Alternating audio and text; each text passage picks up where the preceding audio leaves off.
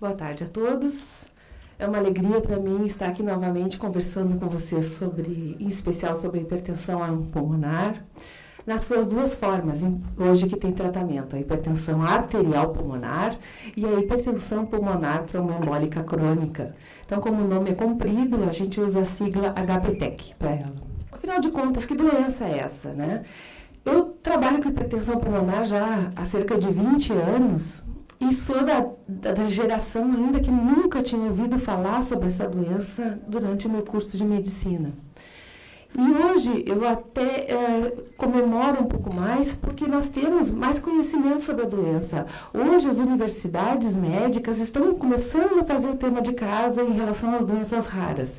Eu fico muito feliz que no meu estado as universidades têm ligas hoje de estudantes, né? Tem a Liga da Ciência Cardíaca, tem a Liga que estuda doenças pulmonares, e essas ligas têm se dedicado a falar sobre hipertensão pulmonar nas bancadas de estudante. Então, com isso, eu vejo com alegria que a gente está semeando o nosso campo para o futuro. No futuro, a maioria dos médicos vai entender a doença, vai conseguir diagnosticar melhor. Por quê? Existe um grande problema de diagnóstico hoje, em função dos sintomas que a doença apresenta, que são muito comuns a outras doenças. O que acontece, então, com a hipertensão pulmonar, né? Que doença é essa? O que acontece dentro do pulmão, né? Por alguma razão, em algum momento, as artérias do pulmão recebem uma mensagem para que elas se estreitem. E a artéria estreitada dentro do pulmão não permite que o sangue corra corretamente dentro desse pulmão. E se o sangue não consegue atravessar essas artérias, menos oxigênio é captado pelo nosso organismo. E se eu não consigo captar o oxigênio, eu não consigo desenvolver as atividades que eu preciso, não consigo fazer esforço físico. Então, quanto mais severa é a doença, menos esforço o paciente consegue fazer. Ou seja, o paciente às vezes tem muita dificuldade para as tarefas mínimas do dia. Apesar dele externamente ser um indivíduo normal, ele tem um extremo cansaço para pentear o cabelo, que é uma coisa que a gente faz, né, corriqueiramente no nosso dia a dia, para tomar um banho sozinho. Então, essas dificuldades são enfrentadas porque tem hipertensão pulmonar. E mais difícil ainda é caminhar. Caminhar até uma farmácia pública do estado, caminhar até o seu médico durante a consulta no hospital.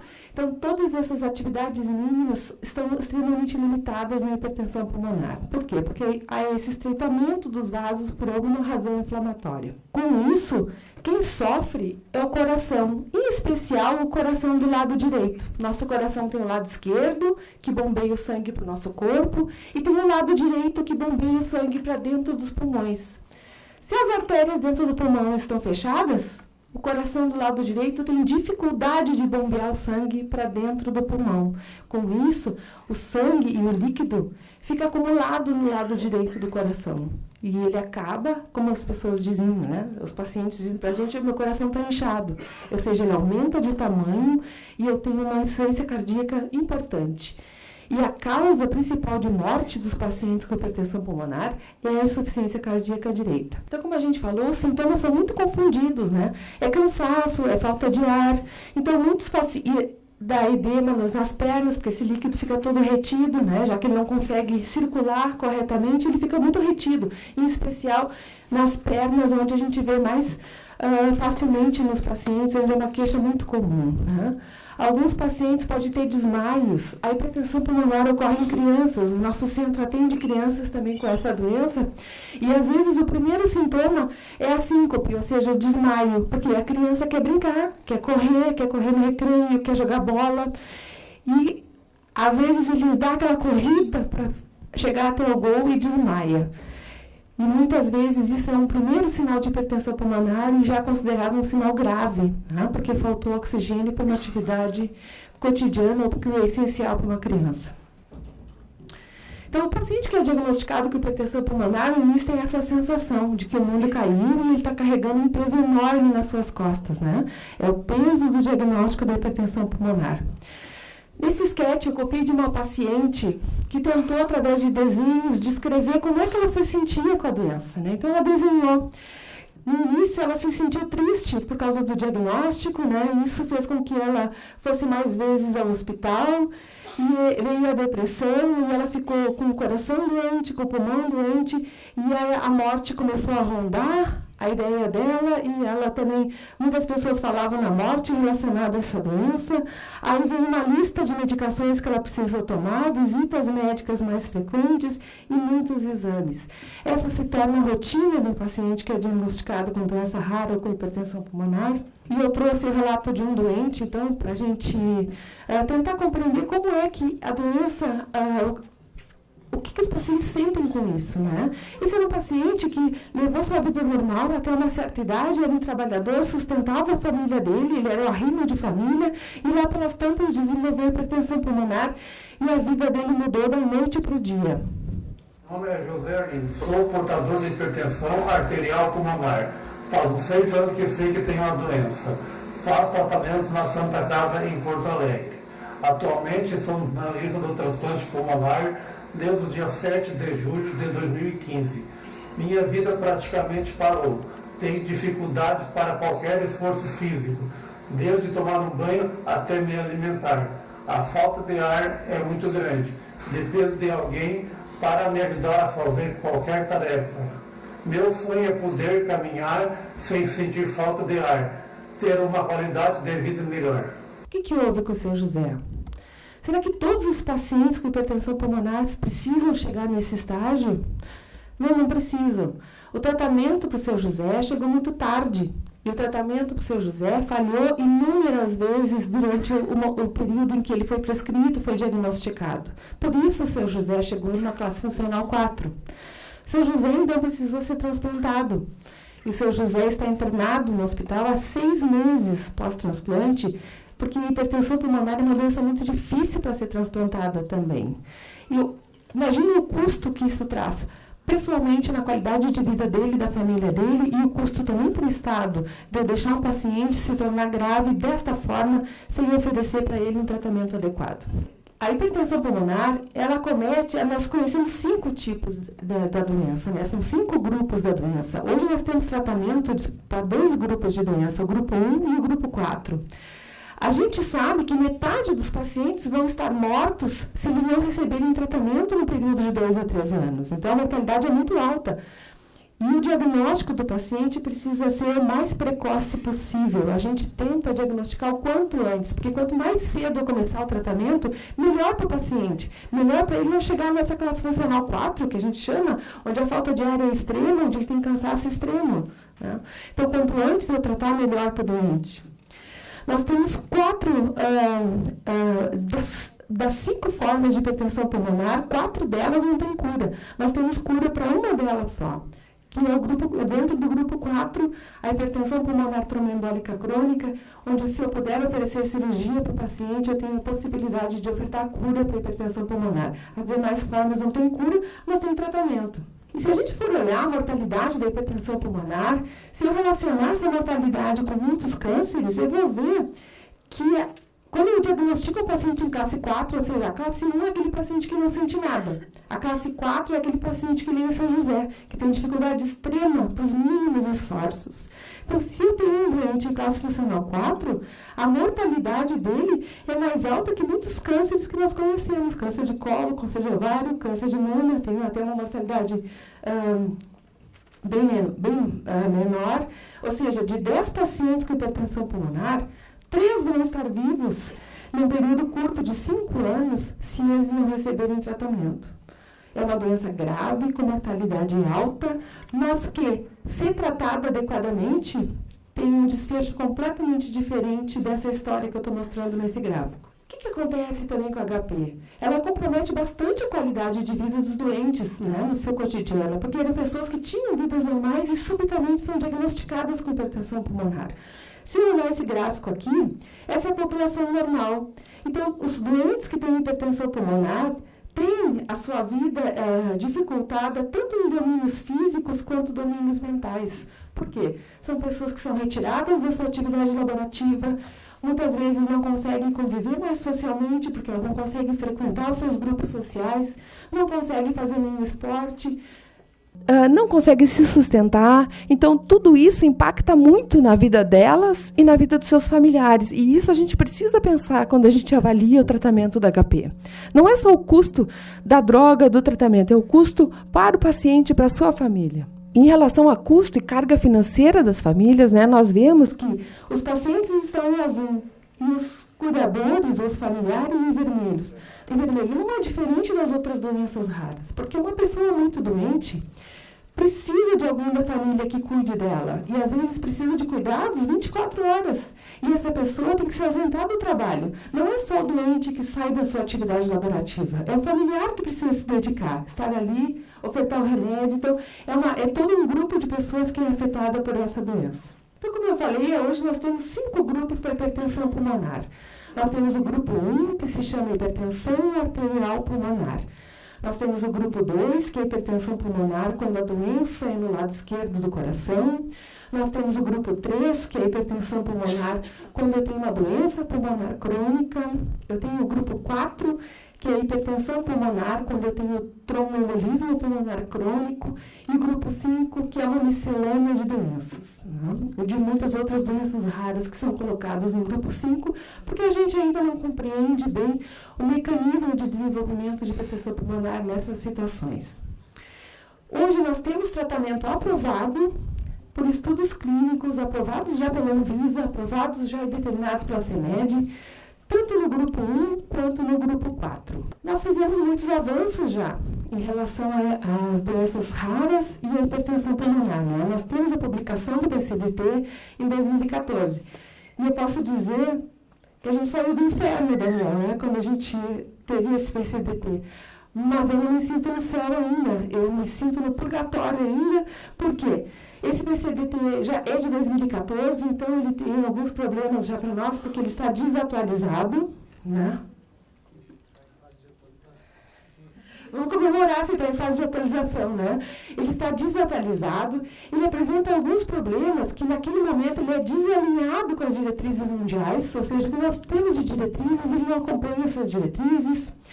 O tratamento previsto nesse PCDT é para classes funcionais 3 ou 4, ou seja, eu inicio a tratar o paciente muito tardiamente. Às vezes a doença já é irreversível, ou então as drogas já não chegam a tempo para ter o seu efeito benéfico. Eu preciso tratar precocemente o meu doente. Então, o PCDT também não atende a essa demanda.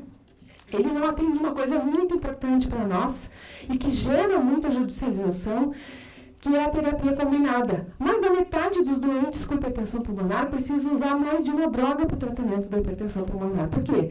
Nem sempre existem vias que estão acometidas na hipertensão pulmonar. E, às vezes, tratar uma via só não é suficiente e eficiente para que o doente responda. Então, eu preciso combinar drogas. Assim como eu combino remédios para hipertensão sistêmica, né? Pressão alta. Às vezes, eu preciso usar mais de um remédio para obter um benefício. Então, o PCDT, naquele momento, não atende essa demanda. E o que acontece? Para obter a segunda ou a terceira droga, os pacientes precisam judicializar, né? E isso está criando um problema para nós nos nossos centros. Talvez eu espero que a nova revisão atenda essas nossas demandas. Tá? Nesse PCDT, naquela época, se sugeriu a substituição, ou seja, a troca de medicamentos. Não funcionou com um, troca e inicia outro. Só que isso não tem amparo na literatura. Não existe um trabalho dizendo que eu posso trocar um remédio. Existem outros, sim, trabalhos dizendo que eu tenho que adicionar medicações. Se uma não está funcionando bem, eu preciso adicionar e não trocar. Recentemente estão iniciando os estudos clínicos tentando testar se a troca é benéfica ou não para os doentes, mas até então não. Né? Ele não abrangeu todos os grupos da classificação. Mudou de 2014 para agora, novas drogas saíram. Nós temos uma droga importante para o grupo 4, que é a doença tromboembólica crônica, que já está com seus processos aprovados no Brasil, tanto na Anvisa quanto na CEMED, e ainda não foi incluído para o tratamento do grupo 4. Então, nós temos uma demanda de pacientes que são diagnosticados com hipertensão pulmonar tromboembólica crônica, que não são contemplados pelo tal PCDT. Então, essa é o que nós estávamos conversando, a ordem das drogas no PCDT, né, e como eles foram colocados. Porém, se a gente olhar, custo importa para todos nós, né? E se a gente, de certa forma, olhar um pouquinho melhor, a droga de escolha sildenafila é muito boa, todos nós gostamos de usar. Porém, é-nos permitido titular essa dose para doses mais altas. Se eu usar a dose mais alta de sildenafila, talvez o custo do meu tratamento seja maior do que eu combinar duas drogas. Usar a dose padrão, preconizada para uso em hipertensão pulmonar sildenafila, e associar uma segunda droga, talvez seja mais barato para nós e mais efetivo para o paciente também. Eu tenho que pensar naquilo que é efetivo. Os estudos mostram que a combinação para o paciente é mais efetiva do que só aumentar muito na droga. Então, eu creio fortemente que isso vai se modificar no futuro próximo, porque realmente, em termos de economia e em termos científicos, não atende às nossas demandas. Tá? Tem uma droga que recentemente recebeu seu preço definido e não fazia parte, né, das drogas, até então não estava completamente legalizada dentro do nosso país e fazia parte do PCDT. Ou seja, não tinha como se fornecer a medicação para os pacientes, mas ela estava no PCDT, e isso era um entrave. É uma droga necessária, precisa estar presente no tratamento, porém não tinha sua comercialização regularizada. E aí o que acontece com os pacientes? Quando precisavam dessa medicação, precisavam judicializar. Tá? Qual é o cenário que a gente tem hoje, então, né, dentro da hipertensão pulmonar no mercado? A maioria dos pacientes depende do SUS, e eu lamento muito, e até acho que o Ministério da Saúde deveria cobrar dos planos de saúde que eles contemplassem tratamentos para hipertensão pulmonar, que há tantos anos estão aprovados e estão no mercado.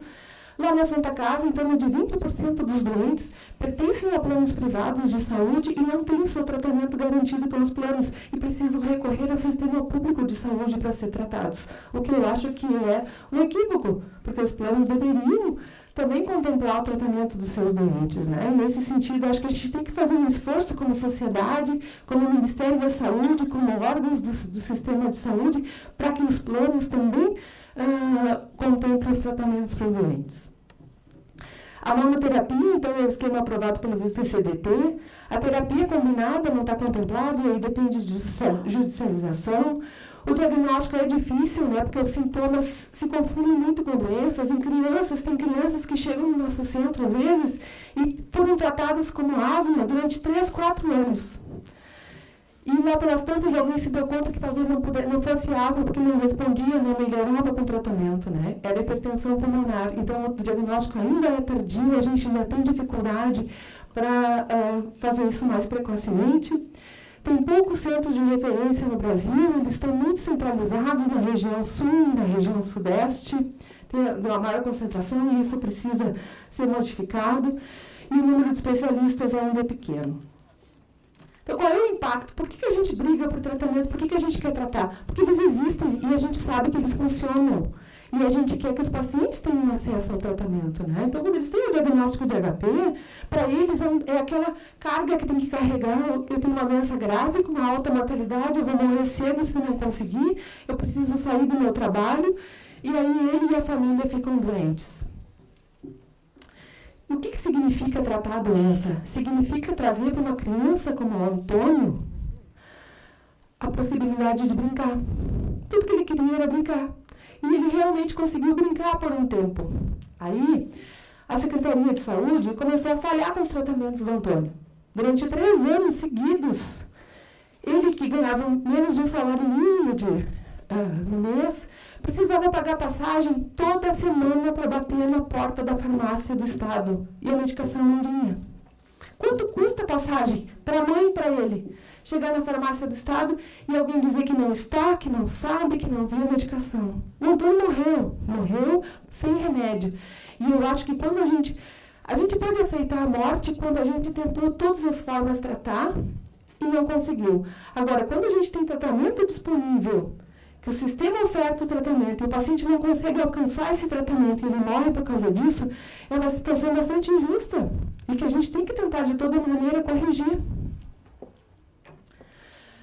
Essa paciente, Solange, ela se trata para hipertensão pulmonar dentro desse protocolo do PCDT há 17 anos, já antes disso, né? Ela foi incluída agora no protocolo. Ela está há 17 anos se tratando com as medicações que são oferecidas e ela vem bem. Então, ela é um outro exemplo, que dentro da cidade dela, no município dela, não falta o remédio. ela é uma engenheira, ela sobe prédio, ela desce prédio, ela vai, ela volta, ela está há 20 anos em tratamento e conseguiu estabelecer classe funcional 1 ou 2, ou seja, ela está muito bem de saúde, porque ela recebe o tratamento adequado. Então, a minha pergunta é sempre assim, como que a gente pode ajudar a transformar essa realidade, né? O que nós podemos fazer como médicos, como comunidade? Eu acho muito pertinente aquilo que o Alan estava falando no início, que a gente precisa calçar os sapatos, e eu realmente sempre tento calçar os sapatos. Eu tento calçar os sapatos do governo, porque eu entendo que os recursos são finitos, né? Mas eu, como médica, preciso calçar o sapato dos outros para adquirir um bom senso, mas eu uso os sapatos dos pacientes. O sapato que me cabe é o sapato do paciente. Por quê? Para mim, é o lado mais frágil dessa relação. É o ser humano que sentou na minha frente, porque eu sou também, como o nosso colega Daniel, a linha de frente do tratamento. E há 20 anos eu recebo os pacientes sentados com esse grave problema. E eu preciso calçar os sapatos deles. Eu preciso entender que para eles é muito difícil, para as famílias é muito difícil, e a minha responsabilidade é para com eles. Então, a minha defesa é pelos pacientes. E a minha posição é assegurar que os pacientes obtenham o melhor tratamento possível que a gente possa dar, enxergando que os recursos são finitos. Mas eu acho que, como cidadã também, eu preciso cobrar das instituições que esses recursos sejam bem aplicados. E que esses recursos sejam aumentados também na área da saúde. Desculpe o tamanho, é muito pequenininho, né? Não é para vocês não enxergarem, não, mas aqui é o quanto cada país investe, né, do seu PIB em saúde. Por último, aqui está a Turquia, com 5,7% do PIB investido em saúde. O Brasil, segundo uma declaração do nosso ex-ministro Temporão, investe menos de 3% do seu PIB em saúde. Então, nós todos temos que pedir e cobrar da sociedade e do Estado que esses recursos sejam destinados ao Ministério, para que o Ministério possa fazer o seu trabalho de forma adequada. Dinheiro importa. Importa porque, se eu tenho um bom investimento em saúde, eu tenho uma expectativa de vida aumentada.